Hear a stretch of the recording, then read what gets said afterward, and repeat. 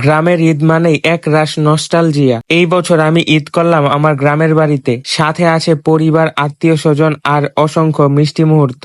এই ব্লগটায় দেখাবো আমার ঈদের পুরো দিন, নামাজ, কুরবানি, পরিবার আর একটু গল্প। Welcome to my Eid ul Adha 2025 Eid blog. Hello guys, আসসালামু আলাইকুম, welcome to my other blog. কেমন আছো আমার ভাই এবং বোনেরা? আশা করি তোমরা সবাই অনেক ভালো আছো। আজকে তোমাদের সাথে শেয়ার করছি আমার ঈদ ব্লগ। এইবার ঈদ করলাম আমার গ্রামের বাড়িতে। ভাই, শহরের ঈদের চেয়েও ট্রিপল এক্সাইটমেন্ট। সকাল 7টায় রেডি হয়ে নিলাম, সাথে ছিল আমার ওল্ড পার্টনার ইন ক্রাইম শুভ ভাই। সে আজকে অদ্ভুত ভাবে ঠিক সময়ে ঘুম থেকে উঠেছে।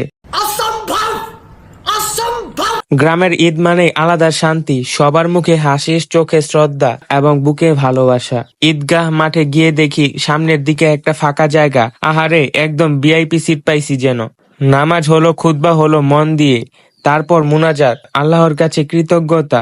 মুনাজাত শেষে শুরু হলো এই পুরনো রীতি কুলাকুলি। সবাই সবার সাথে ঈদের শুভেচ্ছা বিনিময় করলো, আমিও ঈদের শুভেচ্ছা বিনিময় করলাম। লোকজনের আন্তরিকতায় মনে হলো এখানকার ঈদ মুবারক কথাটা সত্যি হৃদয় থেকে আসে। ছোট বড়, বন্ধু প্রতিবেশী সবাই একসাথে ঈদ উদযাপন করছে। এটাই তো ঈদের আসল সৌন্দর্য। সবাই বাড়ি ফিরে ফটাফট ড্রেস চেঞ্জ, কারণ সামনে আসছে ঈদের সবচেয়ে গুরুত্বপূর্ণ অংশ, কুরবানি। और अभी तो रुको, क्लाइमैक्स अभी बाकी। গরুর পাশে দাঁড়িয়ে মনে হচ্ছিল এই গরুটা কি বুঝতেছে ওর মিশন কি। তাও শান্তভাবে সব রেডি করলাম, জবাই, কাটাকাটি, মাংস ভাগ, এক কথায় গ্রামের কুরবানি ভাইব।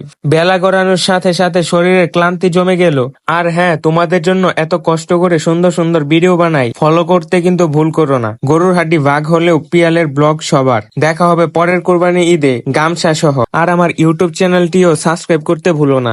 দেখা হচ্ছে তোমাদের সাথে নেক্সট কোনো ব্লগে। আজকের জন্য এতটুকুই। আল্লাহ হাফিজ গাইস।